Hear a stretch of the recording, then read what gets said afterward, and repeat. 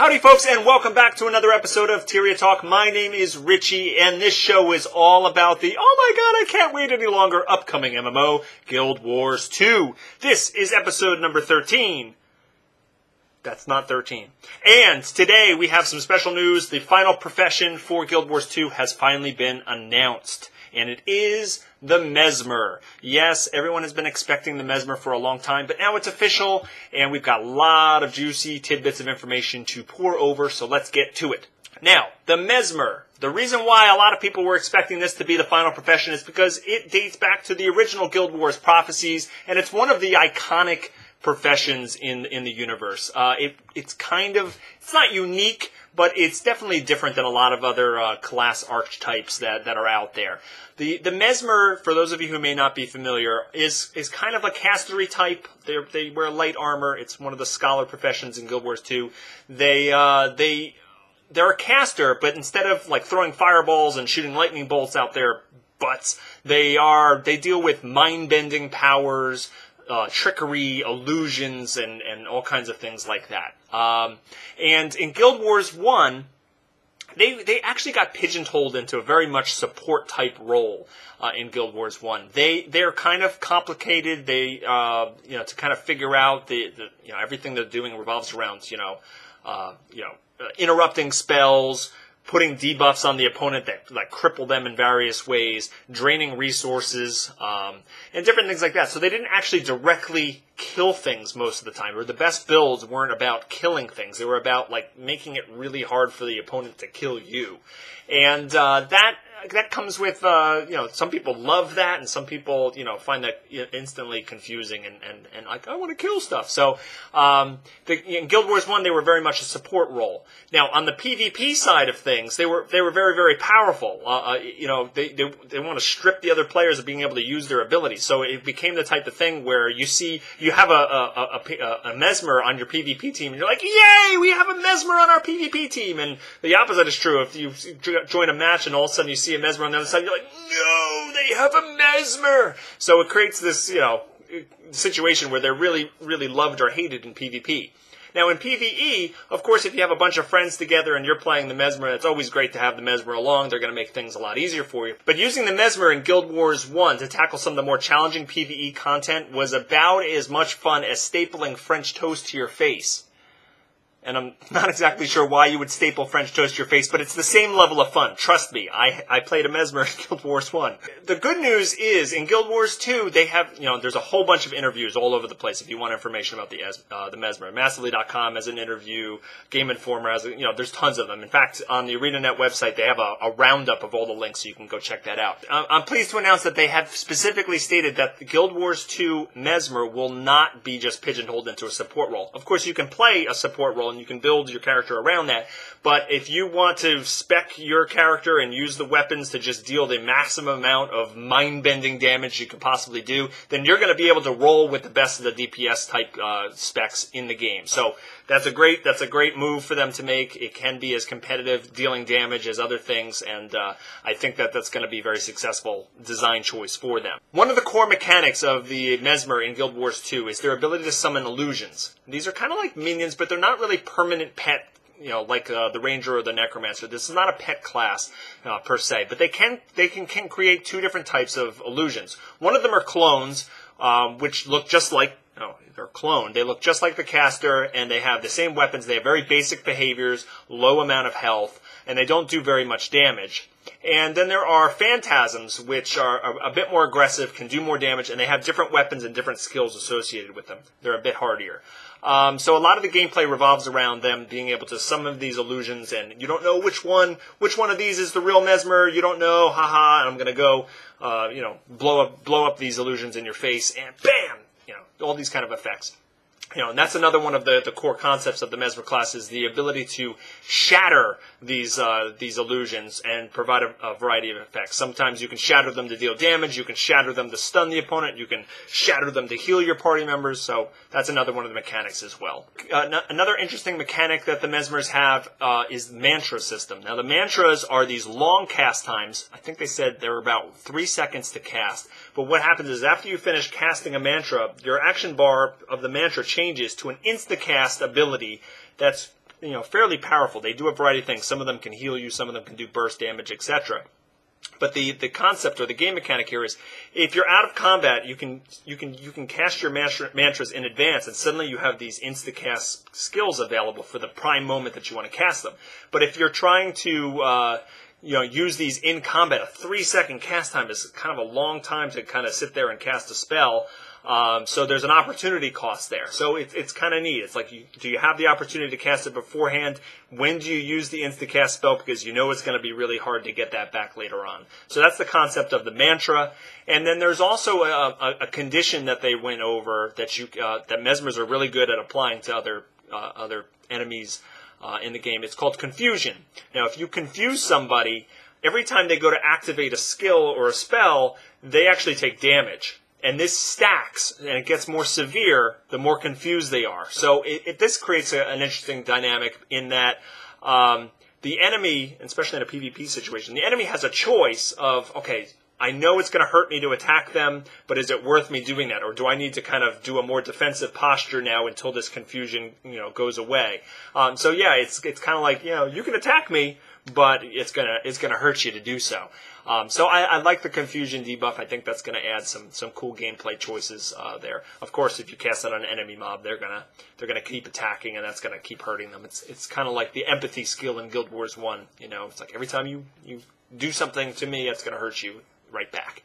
So that's the confusion mechanic. Now, the ArenaNet has released a trailer for the Mesmer where they go over a bunch of the different skills and what they look like. So let's take a quick look at what some of that looks like. Okay, the first skill up for the Mesmer is called Veil. Alright, the char in this video is the Mesmer. Let's watch what he does to protect his friends.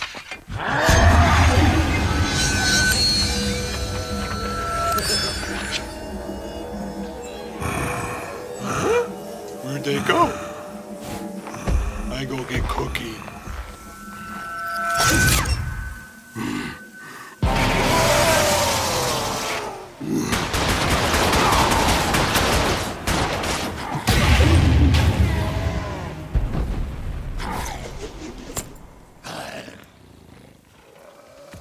Okay, the next skill is called Mirror Image. This snarky Asura here is going to use it. It's not only a defensive ability, you'll see it can also be used offensively.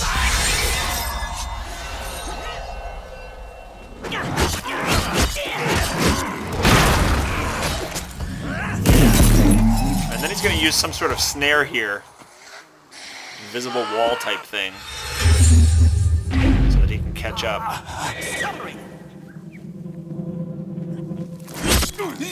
And down he goes.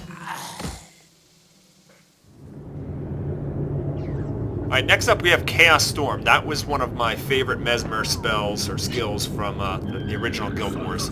This one does a little bit different, but you'll see it's pretty nasty.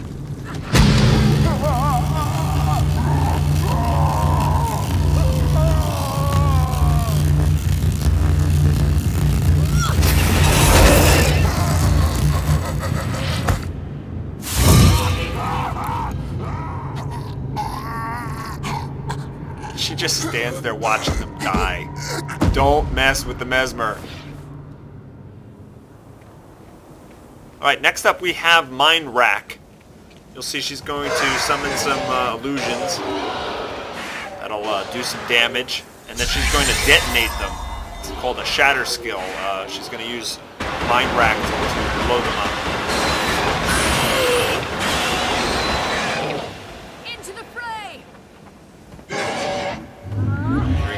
Mind Rack.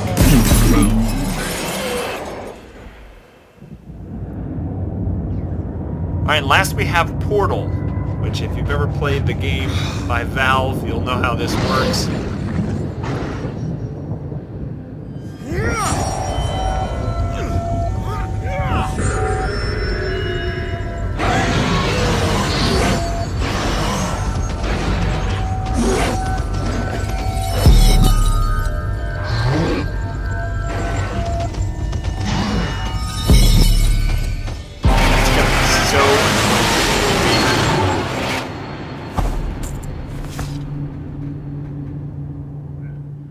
I will mash mash you. You couldn't mash potato.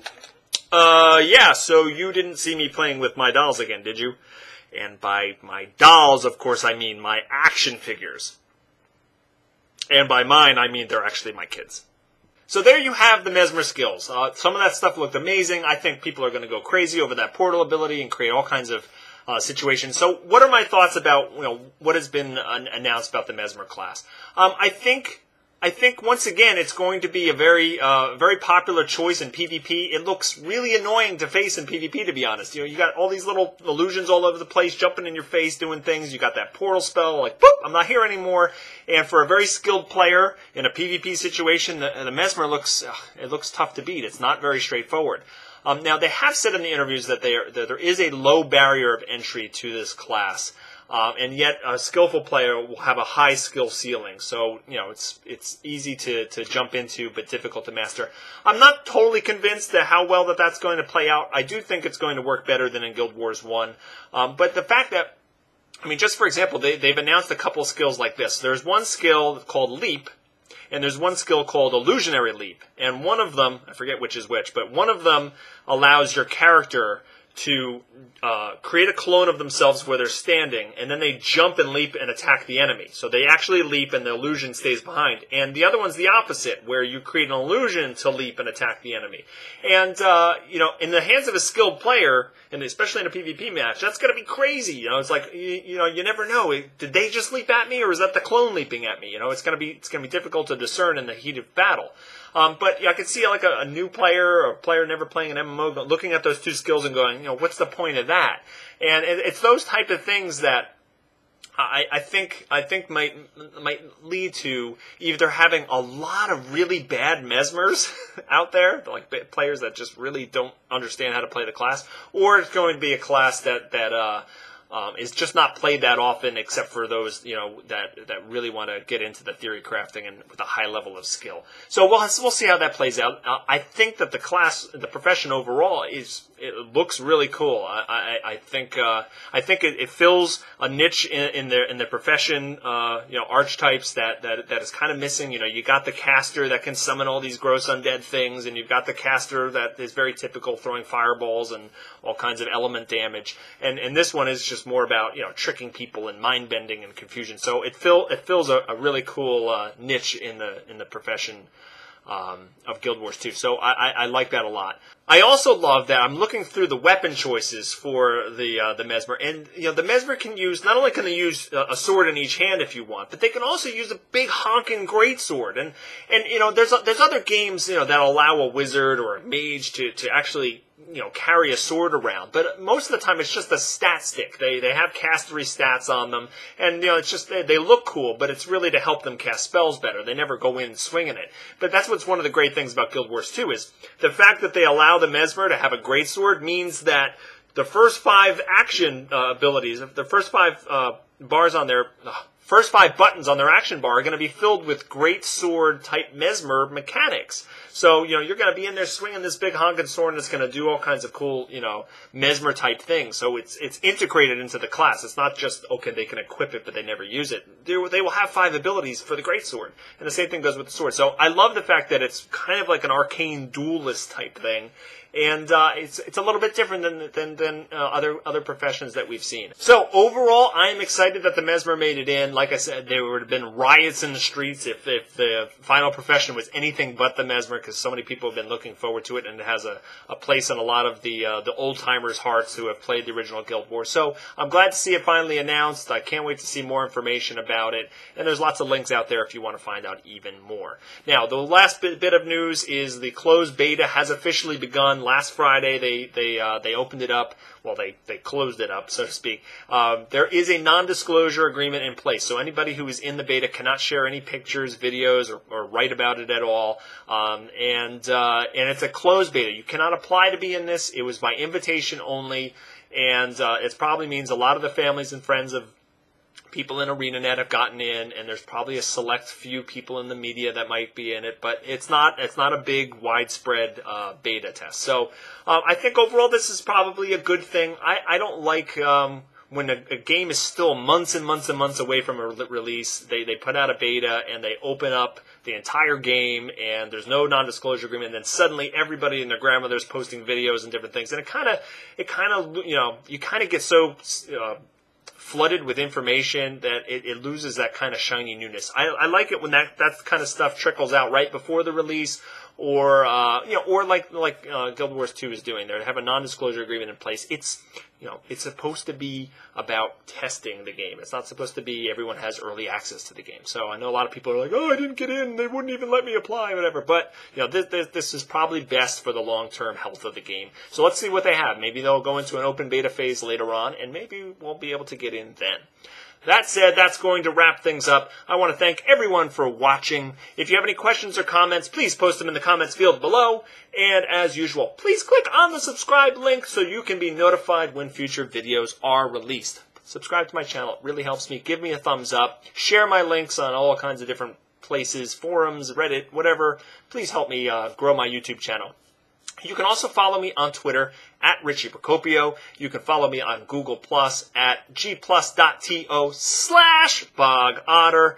And I'm not sure if you noticed or not, but I am now live streaming a show for Massively.com.